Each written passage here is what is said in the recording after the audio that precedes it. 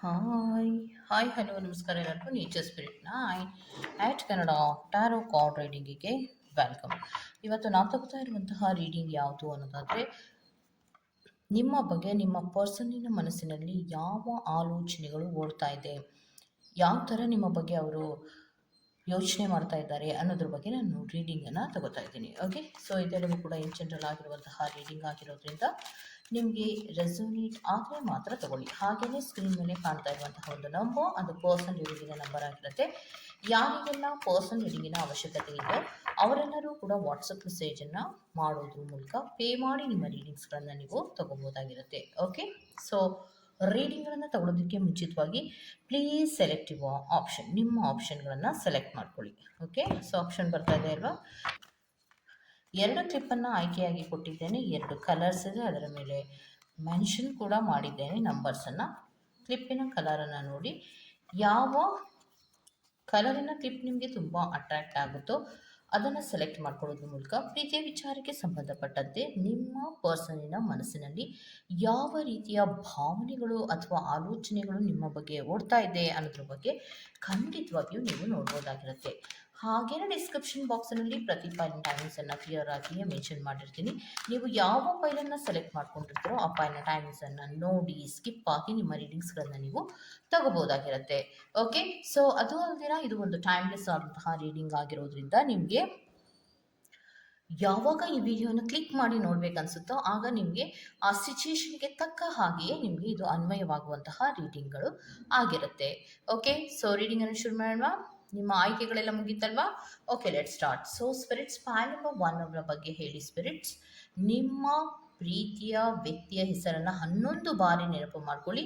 So ಕಾರ್ಡ್ಸ್ಗಳು ಏನು ಬರುತ್ತೆ ಅನ್ನೋದನ್ನ ನೋಡ್ತಾ ಹೋಗೋಣ. So okay, so spirits file number 1 ಅವರ ಡೀಟೇಲ್ಸನ್ನು ಕೊಡಿ ಸ್ಪಿರಿಟ್ಸ್.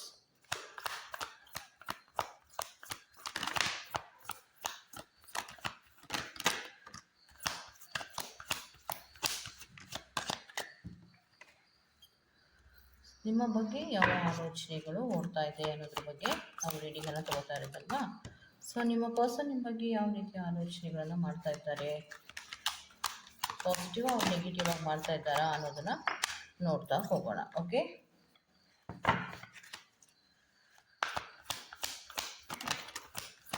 ಕಾರ್ಡ್ಸ್ಗಳು ಬರಲಿ, ಆಮೇಲೆ ಎಕ್ಸ್ಪ್ಲೈನನ್ನು ಮಾಡ್ತೇನೆ.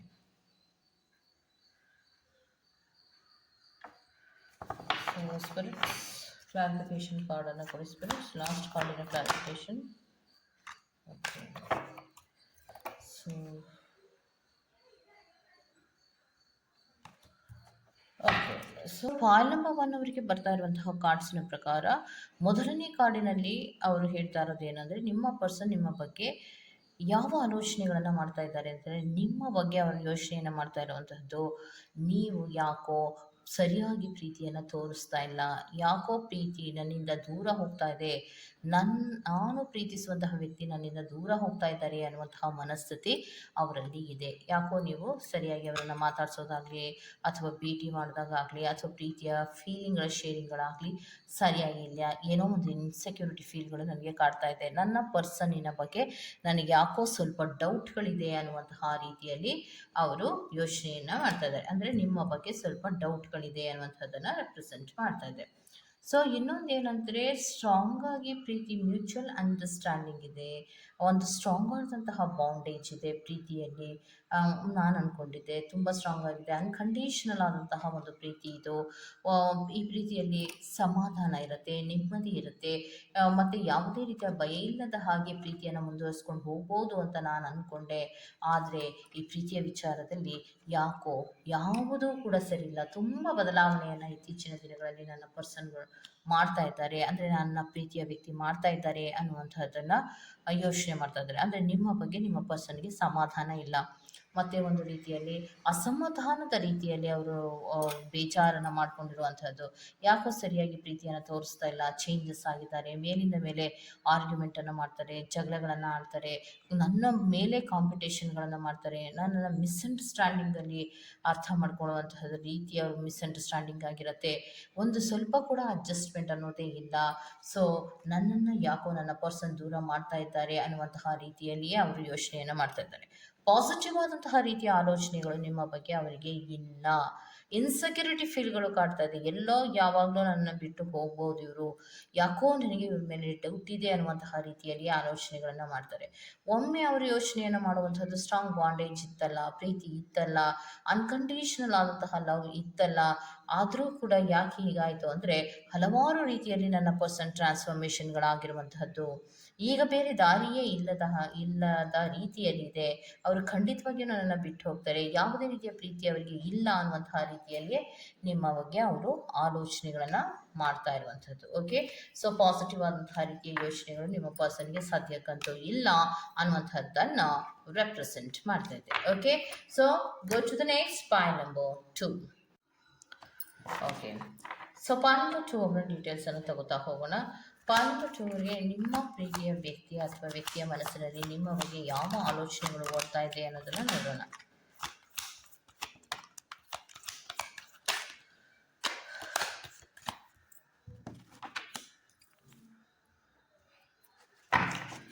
ನಿಮ್ಮ ಬಗ್ಗೆ ನಿಮ್ಮ ಪರ್ಸನ್ಗೆ ಯಾವ ಆಲೋಚನೆಗಳು ಓಡ್ತಾ ಇದೆ ಅನ್ನೋದಾದರೆ ಅವ್ರು ಹೇಳುವಂಥದ್ದು ಏನು ಅನ್ನೋದ್ರೆ ಓವರ್ ಥಿಂಕಿಂಗ್.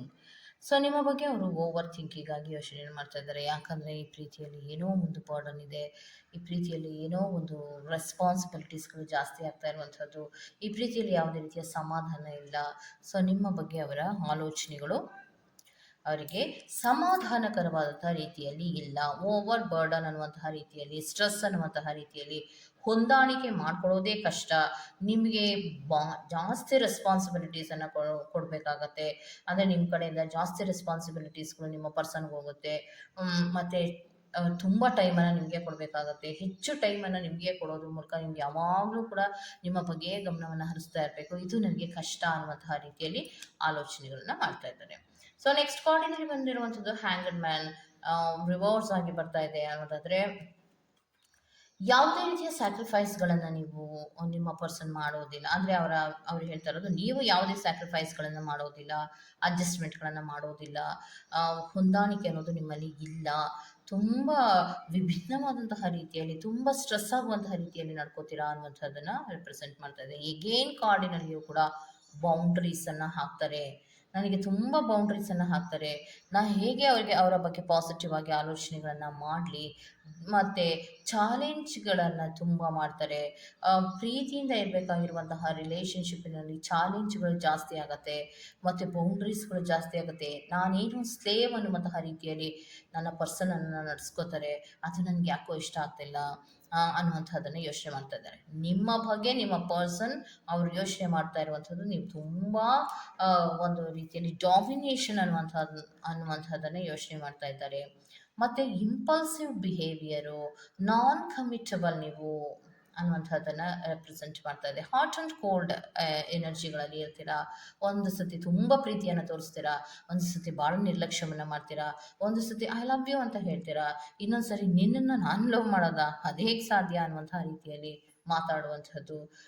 ಒಂದು ರೀತಿ ಹಾಟ್ ಆ್ಯಂಡ್ ಕೋಲ್ಡ್ ಎನರ್ಜಿಗಳಲ್ಲಿ ಇರುವಂತಹದ್ದು, ಬಹಳಷ್ಟು ಸಿಟ್ಟನ್ನು ಮಾಡ್ಕೊಳ್ಳುವಂಥದ್ದು, ಯಾವುದೇ ರೀತಿಯಲ್ಲಿ ಅಡ್ಜಸ್ಟನ್ನು ಮಾಡೋಕೊಳ್ಳೋದೇ ಇಲ್ಲ ಅನ್ನುವಂಥದ್ದನ್ನು ಅವರು ಯೋಚನೆಗಳನ್ನು ಮಾಡ್ತಿದ್ದಾರೆ. ಸೊ ಪ್ರೀತಿಯನ್ನು ಮಾಡುವಾಗ ಇದ್ದಂತಹ ಒಂದು ಕಾಳಜಿ ಆಗಲಿ ಅಥವಾ ಅವ್ರು ತೋರಿಸ್ತಿದ್ದಂತಹ ಫೀಲಿಂಗ್ಸ್ಗಳಾಗಲಿ ಯಾವುದು ಕೂಡ ಇಲ್ಲ. ಎಲ್ಲವೂ ಕೂಡ ಕಳೆದು ಹೋಗ್ತಾ ಇದೆಯೇನೋ ಅಂತ ಅನ್ನಿಸ್ತಾ ಇದೆ. ನನ್ನ ರೀತಿಯ ವ್ಯಕ್ತಿಯ ಬಗ್ಗೆ ನನಗೆ ಯಾವುದೇ ರೀತಿಯ ಸಮಾಧಾನಕರವಾದಂತಹ ಫೀಲಿಂಗ್ಸ್ಗಳು ಇಲ್ಲ. ನನ್ನ ಆಲೋಚನೆಗಳು ಬಹಳಷ್ಟು ಬೇಜಾರಿನ ರೀತಿಯಲ್ಲಿ ಇದೆ ಅನ್ನೋದನ್ನು ನಿಮ್ಮ ಪರ್ಸನ್ ನಿಮಗೆ ಹೇಳ್ತಾ ಇರುವಂಥದ್ದು. ಅವರ ಯೋಚನೆಗಳಲ್ಲಿ ನಿಮ್ಮ ಬಗ್ಗೆ ಒಂದು ರೀತಿಯ ಬೇಜಾರೇ ಇರುವಂತಹದ್ದನ್ನು ರೆಪ್ರೆಸೆಂಟ್ ಮಾಡ್ತಾ ಇದೆ. ಓಕೆ, ಸೊ ಇದಿಷ್ಟು ಪ್ಯಾನಲ್ ಚೋಬ್ರಾ ರೀಡಿಂಗ್ ಆಗಿರುತ್ತೆ. ಈ ತರಹದ ರೀಡಿಂಗ್ ನಿಮ್ಗೆ ಇಷ್ಟ ಆಗಿದೆ ದಯವಿಟ್ಟು ಸಬ್ಸ್ಕ್ರೈಬ್ ಮಾಡಿ, ಪಕ್ಕದಲ್ಲೇ ಇರುವಂತಹ ಬೆಲ್ ಐಕಾನನ್ನು ಪಟ್ ಅಂತ ಪ್ರೆಸ್ ಮಾಡಿ. ಅದು ಅಲ್ದಿರ ಯಾರಿಗೆಲ್ಲ ಪರ್ಸನಲ್ ರೀಡಿಂಗ್ ಬೇಕಾಗಿರುತ್ತೋ ಇದು ಒಂದು ಯೂನಿವರ್ಸಲ್ ರೀಡಿಂಗ್ ಆಗಿರುತ್ತೆ. ಯಾರಿಗೆಲ್ಲ ಪರ್ಸನಲ್ ರೀಡಿಂಗ್ ಬೇಕಾಗಿರುತ್ತೋ ಅವರೆಲ್ಲರೂ ಕ್ಲಾರಿಫಿಕೇಶನ್ಗೋಸ್ಕರ ನೀವು ನನ್ನ ನಂಬರನ್ನು ಕಾಂಟ್ಯಾಕ್ಟ್ ಮಾಡ್ಕೊಳ್ಳೋದ್ರ ಮೂಲಕ ನೀವು ರೀಡಿಂಗ್ಸ್ಗಳನ್ನು ತಗೋಬೋದಾಗಿರುತ್ತೆ. ಓಕೆ, ಸೊ ಮತ್ತೊಂದು